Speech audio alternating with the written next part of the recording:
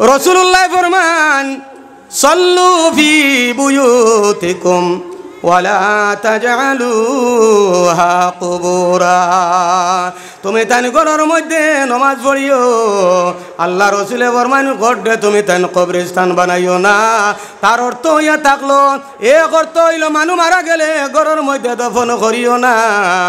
আর 2 নম্বর অর্থ হইল যে ঘরের মধ্যে নমাজ নাই এই ঘরে আর কবরের মধ্যে কোনো বেশম নাই। রাসূলুল্লাহ ফরমান সুন্নত নমাজ ঘরের মধ্যে পড়িও, নফল নমাজ ঘরের মধ্যে পড়িও, আর ফরজ নমাজ তুমি তাই মসজিদের মধ্যে আইয়া পড়িও। এখন ফরজ নাই, সুন্নত নাই, নফল নাই, এখানে নমাজ পড়ি না, ই করে নমাজই বনবানি কোন চাই এখন পর্যন্ত বনছে না। জানিয়া রাখিও 3 গুরু মানুষের আমল নামার মধ্যে নেকিও লেখা হয় না, গুনাহও লেখা হয় না। এর মধ্যে 1 গুরু মানুষ হইলা যারা নাবালিগ, এরার আমল নামা এখন পর্যন্ত আল্লাহ বানাইছে না। এরা নেকির কাজ করক, গুনার কাজ করক, তাদের আমল নামার মধ্যে লেখা হয় না। ফেরেশতা হলে আল্লাহর কাছে জিজ্ঞাসা করেন, রব্বুল আলামিন আপনার বান্দার বাচ্চার সঙ্গে নমাজ পড়িছে, এই নমাজের সওয়াব আমি কোন জায়গার মধ্যে লিখিয়া দিতাম? এই বাচ্চার তো আমল নামা নাই, কোন জায়গায় লিখতাম? রব্বুল আলামিনে ফরমান, ও ফেরেশতা আমার বান্দার সঙ্গে তার বাচ্চায় নমাজ পড়িছে, সূরা ফাতিহা পড়া জানে না, মুখ লড়াইছে, সূরা ফাতিহা পড়ার সব মা বাবার আমল নামার মধ্যে লিখি দেও। সুবহানাল্লাহ। আল্লাহ কইন, ও ফেরেশতা এই বাচ্চা সুবহান রাব্বিয়াল আযীম পড়া জানে না, শুধুমাত্র মুখটা লড়াইছে। তোমরা এই বাচ্চার সুবহান রাব্বিয়াল আযীম পড়ার সবটা তোমরা কি করো? মা বাবার আমল নামার মধ্যে তুমি তাই লিখি দেও। এই বাচ্চা সজ্জার তাসবিহ পড়া জানে না, শুধুমাত্র মুখটারে লড়াইছে। এ ফেরেশতা এই বাচ্চা সুবহান রাব্বিয়াল আলা পড়ি লাইছে, সেটার সব তার মা বাবার আমল নামার মধ্যে লিখি দেও। আমার কোয়ার উদ্দেশ্য হইল, আমার বুজুর্গণ নমাজ কোনো সময় মাফ নাই। ছোট বাচ্চার থাকিও তুমি তোমার বাচ্চারে নমাজি বানাইতে লাগবে, তার ফায়দা হইল এর সব তুমি মা বাবায় পাইলাই। সুবহানাল্লাহ। তুমি যেই সময় বড় হইলাই 5 ওয়াক্ত নমাজ তুমি পড়তে লাগবো। তুমি মনে করো সফরের মধ্যে গেছো, সফরে গেছো, বাড়ির থাকি বার হইছো, 48 মাইল দূরে তুমি সফর গেছো। যদি বাড়ির থাকি সফরের নিয়তে যদি 48 মাইল দূরে যদি কোনো মানুষ যায়, তাহলে সে মুসাফির হয়ে যায়। এখন শরীয়তে যদি জিজ্ঞাসা করা হয়, বলে আমি তো মুসাফির, কষ্ট হইব, আমি নমাজ পড়িতাম দিনা না, তখন শরীয়তে হুকুম দিব তুমি মুসাফির হইলে কি হইল, তুমি নমাজ ছাড়িতে পারতাই নাই, কিন্তু একটা কাজ করো, তুমি ফরজ 4 রাকাতের জায়গায় 2 রাকাত পড়িলাও। 3 রাকাতের জায়গায় তুমি 3 রাকাত পড়ো, 2 রাকাতের জায়গায় 2 রাকাত পড়ো। 4 রাকাতই ফরজ হইলে তুমি 2 রাকাত পড়িলাও, তোমার কষ্ট হইব। তুমি সুন্নত ছাড়ি দেও, তুমি নফল ছাড়ি দেও, কোনো অসুবিধা নাই, গুনাহ হইতো নাই। কিন্তু বোঝা গেল সফর যাওয়ার পরেও মানুষের নমাজ মাফ নাই, আসেনি? তুমি মনে করো আমার বুজুর্গণ রোজাদার অবস্থায় তুমি রোজা রাখছ, সফরে যাওয়ার পরে রোজা মাফ, রোজা আপনার মাফ আছে, কনসিডার আছে না, রাখতে পারো। তুমি এই সময় মুকিম হয়ে যাবা, তখন যটা রোজা 400 রোজা ধরতে লাগবে, তোমার মাফ আছে। তুমি সফরের অবস্থায় রোজা না ধরার কিন্তু অনুমতি আছে। তুমি সফরের অবস্থায় রোজা ধরতে না পারো, পরে কিন্তু খোঁজা করতে লাগবে। কিন্তু জানিয়া রাখিও নমাজের ব্যাপারে তোমার কোনো মাপ নাই। তুমি 2 রাকাতে পড়িয়া তুমি নমাজটারে আদায় করতে লাগবে। মনে করো তুমি বেহারাম হয়ে গেছো, তুমি দাঁড়াইয়া নমাজ পড়ার কোনো ক্ষমতা নাই, দাঁড়াইয়া নমাজ পড়ার কোনো ক্ষমতা নাই। এখন শরীয়তে যদি জিজ্ঞাসা করো, আমি দাঁড়াইয়া নমাজ পড়ার কোনো ক্ষমতা নাই, আমি নমাজ পড়িতাম না, বাদ দিলাইতাম, তখন শরীয়তে কইব কোনো সময় তুমি নমাজ ত্যাগ করতে পারবে না। যদি দাঁড়াইয়া পড়িতে পারো না, তাহলে বসি বসি তুমি নমাজটারে আদায় করো। দেখবা অনেক সময় মানছে দাঁড়াইতে পারে না, বইয়া নমাজ পড়ে নানি। এখন যদি শরীয়তে জিজ্ঞাসা করো, বলে আমি বসিয়া নমাজ পড়তে পারি না, আমার নমাজটা মাফ আসেনি, তখন শরীয়তে হুকুম দিব তুমি যদি বসিয়া নমাজ পড়তে পারো না, তাহলে তুমি ফুতিয়া নমাজ পড়তে লাগবো। দেখা গেল ফুতিয়া নমাজ কিন্তু মাফ নাই। এরপরে যদি তুমি জিজ্ঞাসা করো, বলে আমার ইলা ক্ষমতা হয়ে গেছে, ফুতিয়া নমাজ পড়ার ক্ষমতা নাই, আমার নমাজ মাফ আসেনি, তখন দেখা যায় শরীয়তে অনুমতি দিছে তুমি যদি ভুতিয়া পারো না তাহলে ইশারায় তুমি নমাজ আদায় করতে লাগবো। আমিও কথা দেখে নমাজ কোনো হলে মাফ আসেনি, কোনো হলে মাফ নাই। আর নমাজ ছাড়া ব্যস্ত দেওয়াও সম্ভব নয়, কারণ নবীজি ফরমান যে নমাজ 5 ওয়াক্ত পড়িব সে বিনা হিসাবে জন্নত আল্লাহ তারে দিব। হুক্কা সুবহানাল্লাহ। আমরা প্রত্যেকের আশা ব্যস্ত যাইতাম, আসে নানি? আমরা প্রত্যেকের আশা দুনিয়ার জমিনও থাকতাম, বালা একটা গাড়ি বানাইতাম, জমিন কিছু লইতাম, সুন্দর ঘর বানাইতাম, আওলাদ পাইতাম, বিবাহ করতাম, মারা যাওয়ার পরে জন্নত পাইতাম। ওলা আশা আছে নানি? হাইলা আশা আছে, ঠিক আছে, কিন্তু আমার বুজুর্গণ জন্নত পাইতে হইলে সর্বপ্রথম আমল হইয়া থাকলো তুমি 5 ওয়াক্তের নমাজ তুমি ভালোভাবে আদায় করতে লাগবে। যেই সময় তুমি শরীয়তে জিজ্ঞাসা করবাই বলে আমি ইশারায় নমাজ পড়া আমার দ্বারা সম্ভব নাই, এখন আমি কি করব, আমার উপর নমাজটা মাফ আসেনি, তখন শরীয়তে কইব না না তোমার উপর কোনো সময় নমাজ মাফ নাই। তুমি কি করো, এমত অবস্থা যদি নমাজ পড়তে পারো না দুনিয়ার থাকি বিদায় নেও, তাহলে শরীয়তে কইছে তুমি যত ওয়াক্তের নমাজ ত্যাগ করছো তত ওয়াক্তের নমাজের কফারা আদায় করিয়া তুমি আল্লাহর কাছ থেকে ছুটতে লাগবে। মানুষ মারা যাওয়ার পরে কন্যা নিবা ও মানুষটা বড় নমাজি আসলো, আর এখন মানুষটা মারা গেছে, হয়তো 1 মাসের নমাজ না 10 ওয়াক্তের নমাজ, 5 ওয়াক্তের নমাজ, 1 দিনের নমাজ, 20 দিনের নমাজ, 15 দিনের নমাজ, 10 দিনের নমাজ পড়িতে পারছে না রে বা কিতা করা যায় আলিমকলরে জিজ্ঞাসা করেন আপনারা। তখন তার হতো হইয়া থাকলো তুমি তার হিসাব লাগাও কদিন নমাজ পড়িছেন না, অতদিন প্রত্যেক দিন 6 ওয়াক্তের নমাজ ধরা লাগবো, কয় ভিতির নমাজ 1টা ধরা লাগবো ওয়াজিব, এটাও কফারার ব্যাপারে ছাড়া যায় না। এই 6 ওয়াক্তের নমাজ একটা নমাজের কফারা হয়ে থাকলো একটা ফিতরার পরিমাণ, ও 6টা ফিতরা যত হইব ও তুমি যদিন 6টা ফিতরা 5 কত 30, 300 টাকা, ও 300-রে তুমি 30 দিয়া মনে করো 1 মাসের নমাজ পড়িছ না, 300-রে 30 দিয়া তুমি পূরণ করি যত হইব অত তুমি আল্লাহর রাস্তায় সদকা করতে কফারা হিসাবে হুক্কা সুবহানাল্লাহ। এরপরে তোমার নমাজ মাফ, আর না হইলে তোমার নমাজ মাফ নাই। দুরূদ শরীফ পড়ো, আল্লাহুম্মা সাল্লি আলা মাওলানা মুহাম্মদ ওয়া আলা আলি সাইয়্যিদিনা। 1 নম্বরে আল্লাহ কইতরা আকিমুস সালাহ, তোমরা যদি আমার কাছে প্রিয় বন্ধা বন্ধায় চাও রে তাহলে সর্বপ্রথমে নমাজটারে তোমরা কায়েম করো। আর 2 নম্বরে কইতরা ওয়াতুজ যাকাত, আমার কাছে যদি তোমরা প্রিয় বন্ধা চাও রে বন্ধায় চাও তাহলে যাদের উপর আমি ফরজ করে দিছি, যাদের ধন দিয়া দিছি, যাদের সম্পত্তিশালী বানাইছি, যাদের যাকাতের উপযুক্ত বানাইছি, তুমি তাই জলদি করে যাকাতটারে আদায় করে দেও।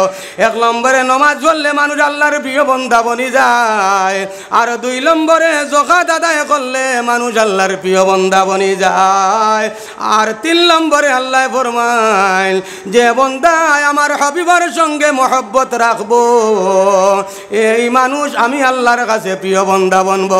সুবহানাল্লাহ। নবীজির সঙ্গে যে মানুষে মহব্বত রাখবো সেই মানুষ আল্লাহর প্রিয় বন্ধা বনবো। সুবহানাল্লাহ।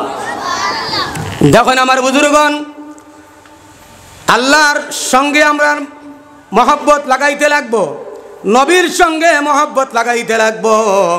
আল্লাহ রব্বুল আলামিনে ফরমায় তোমরা যদি চাও রে আমারে মহব্বত করতে যদি চাও, কুল ইন কুনতুম তুহিব্বুন আল্লাহ ফাত্তাবিউনি ইউহিব্বুকুমুল্লাহ। হে নবী তুমি মানুষদের কইয়া দেও তারা যদি চায় আমারে মহব্বত আমার সঙ্গে মহব্বত লাগাইতো, আমারে মায়া করতো, তারা যেন আপনি মুহাম্মদুর রাসূলুল্লাহরে মায়া করে আপনার সঙ্গে যদি মায়া মহব্বত লাগাই দে আমি আল্লাহর সঙ্গের মহব্বত হইবে। সুবহানাল্লাহ। আল্লাহ কোরআনে কইতরা নবীর সঙ্গে মহব্বত লাগাইলে আমি আল্লাহর সঙ্গে মহব্বত হয়ে যায়। সুবহানাল্লাহ। দেখেন আমার বুজুর্গণ, যত সময় পর্যন্ত নবীর সঙ্গে মহব্বত হইছে না তত সময় পূর্ণ ঈমান তোমার হইছে না। সুবহানাল্লাহ। দুরূদ শরীফ পড়ো, আল্লাহুম্মা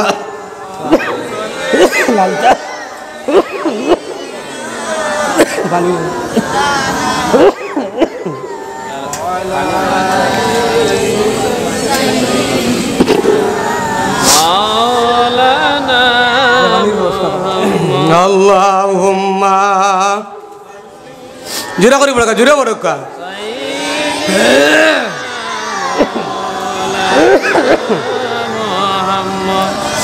ওয়ালা আলি সাইয়্যিদিনা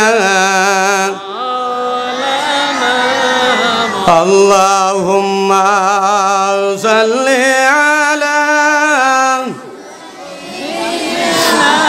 মাওলানা মুহাম্মদ ওয়ালা আলি সাইয়্যিদিনা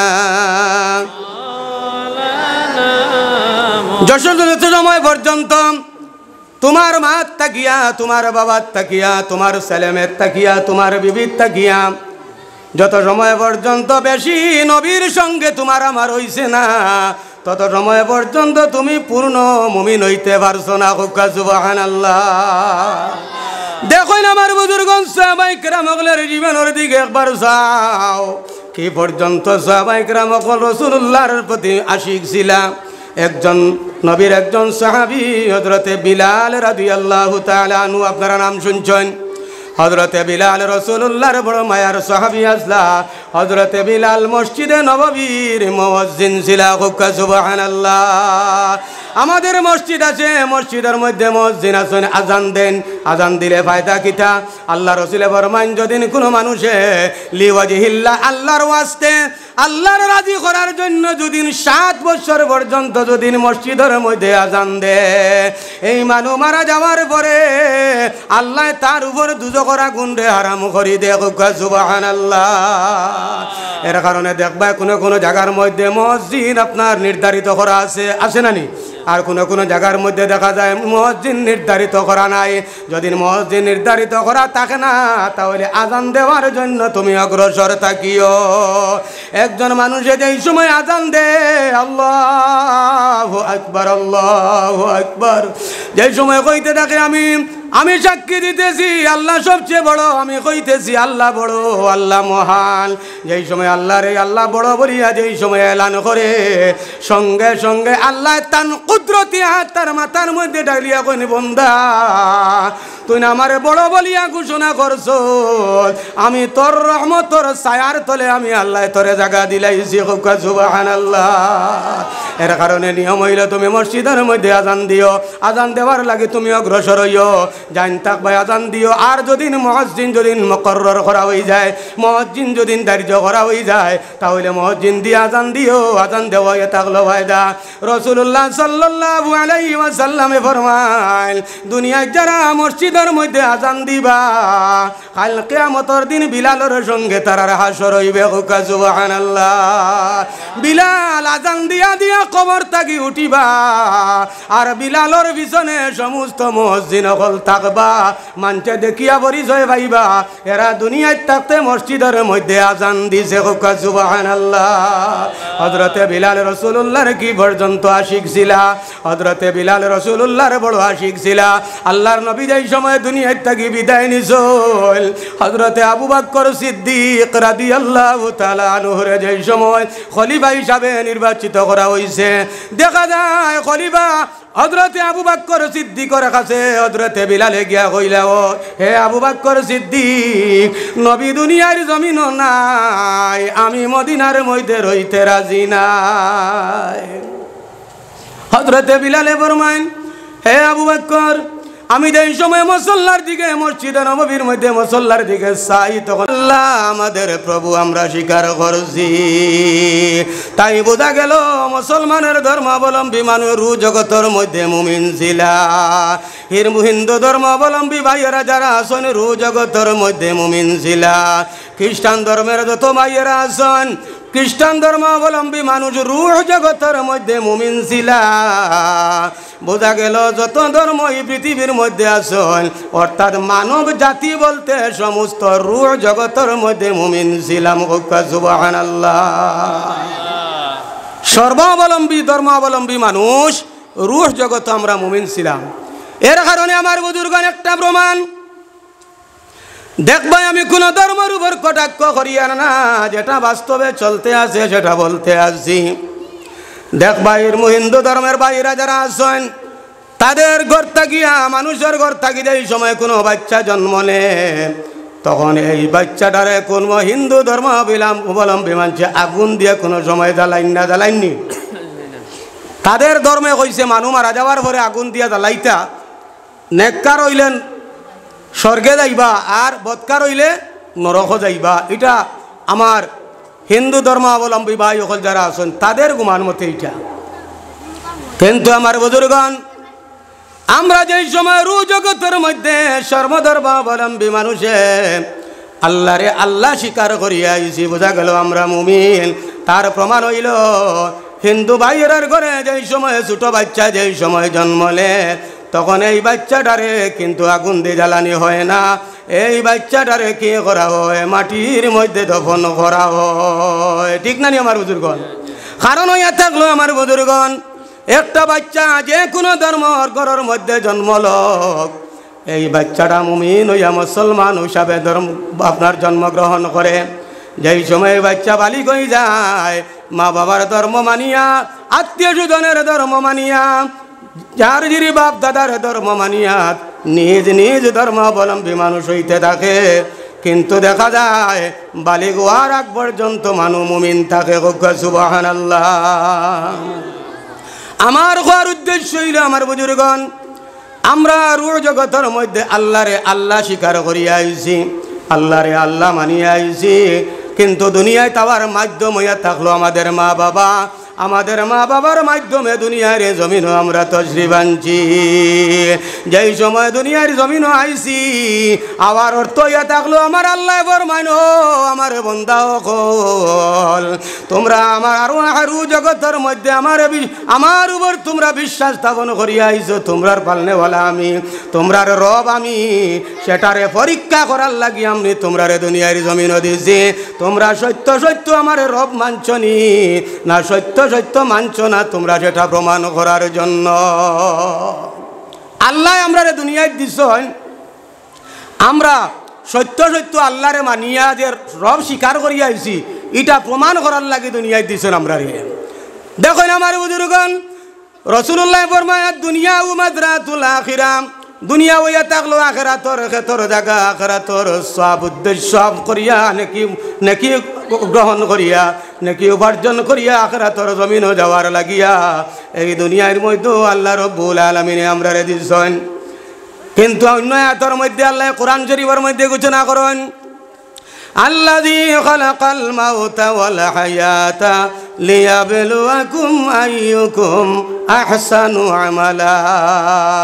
আল্লাহ মানুষদের জীবন এবং মরণ এই দুইটা জিনিস দিয়ে আল্লাহ দিছেন মানুষদের আমল পরীক্ষা করার জন্য। কোন বন্দার আমল ভালো, কোন বন্দার আমলটা খারাপ, এই দুইটা আমল পরীক্ষা করার জন্য আল্লাহ দুনিয়ার জমিনও আমরা দিছেন। আমরা যে আল্লাহরে আল্লাহ স্বীকার করি আইছি, এটা বাস্তব প্রমাণ করার লাগি আল্লাহ আমরা দুনিয়ায় দিছেন। হোক সুবহানাল্লাহ।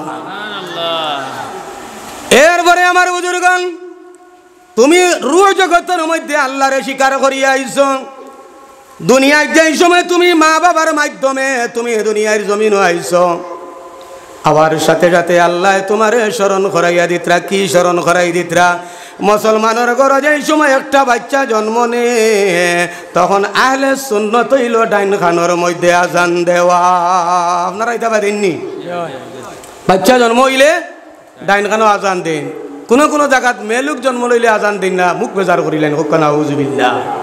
কিতাল লাগিয়া বলে মেয়ে জন্ম লইছে, ইগু ঘর থাকি যেদিন বাড়িয়া যাইব কয়েক লক্ষ টাকা লইয়া বাড়িয়ে যাইব। হোক্কানা উজুবিল্লাহ। দেখুন আমার বুজুর্গণ, ছেলে সন্তান জন্ম লইলে তুমি আজান দিতে, মেয়ে সন্তান জন্ম লইলেও আজান দিতায়। আশহাদু আন্না মুহাম্মাদার রাসূলুল্লাহ। তোমার আজান শুনানি হয় আশহাদু আন্না মুহাম্মাদার রাসূলুল্লাহ। বন্দা, তুমি রূহ জগতের মধ্যে আল্লাহ স্বীকার করিয়া আইছো, আর ইকানোর মধ্যে তুমি আইয়া আবার স্বীকার করডা সাক্ষী দেরাই বলে, আয় আল্লাহ আমি সাক্ষী দিতেছি আশহাদু আন্না মুহাম্মাদার রাসূলুল্লাহ, আমি সাক্ষী দিতেছি আপনার নবী প্রেরিত নবী জনাবে মুহাম্মদুর রাসূলুল্লাহ সাল্লাল্লাহু আলাইহি ওয়াসাল্লাম আল্লাহর রাসূল। রু জগতের মধ্যে আল্লাহ স্বীকার করছি, আর দুনিয়ায় তাই আল্লাহ আল্লাহ রসুললে স্বীকার করিয়া মানিয়া আমরা মুমিন হইছি। হোক সুবহানাল্লাহ।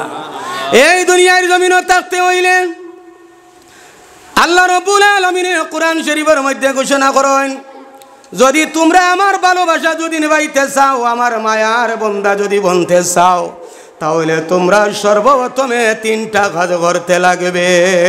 কয়টা কাজ? 3টা কাজ করতে লাগবে। এর মধ্যে একটা কাজ হইল আকিমুস সালাহ, নমাজটারে তুমি প্রতিষ্ঠিত করতে লাগবো, নমাজরে কায়েম করতে লাগবো। আমারে বিষয় দেওয়া হয়েছে আলমে বরজখ সম্পর্কে কিছু, কবরের জীবন সম্পর্কে কিছু আলোচনা করতাম। আলোচনার মধ্যে কবরের জীবনের মধ্যে আলোচনা একটু পরে যাইয়ার, এর আগে সামান্য মাতিতাম যাইয়ার। আল্লাহ কইতরা আমার কাছে 3টা যে বন্দার কাছে আমি আমল ভাইমু, এই বন্দা আমার প্রিয় বন্দা বনতে পারবো। হোক সুবহানাল্লাহ।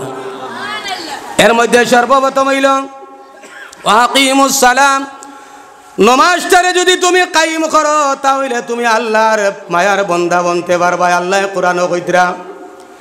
এখন দেখেন আমার বুজুর্গণ, একটা বাচ্চা শরীয়তে হইতেছে, একটা বাচ্চা যেই সময় 7 বছর বয়স হয়ে গেছে, তুমি সঙ্গে সঙ্গে এই বাচ্চারে নমাজের আদেশটা তুমি দিলাও। 10 বছর বয়স যেই সময় হয়ে গেছে, এই বাচ্চা যদি নমাজ পড়ে না, তাহলে ডান্ডা দিয়াও তুমি তারে নমাজ পড়াইতে লাগবে। দেখুন আমাদের উপর নমাজ পড়, এরপরে যাকাত পড়, হজ পড়।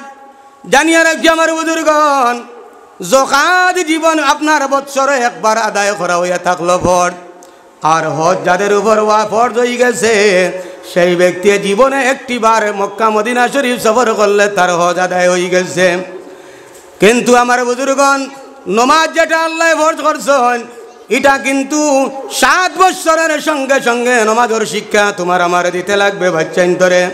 যেই সময় 10 বছর বয়স হয়ে যাইবে, তখন এই বাচ্চারে ডান্ডা দিয়াও কিন্তু নমাজ পড়াইতে লাগবে। নমাজের ব্যাপারে কোনো বয়সের কোনো তুলনা নাই।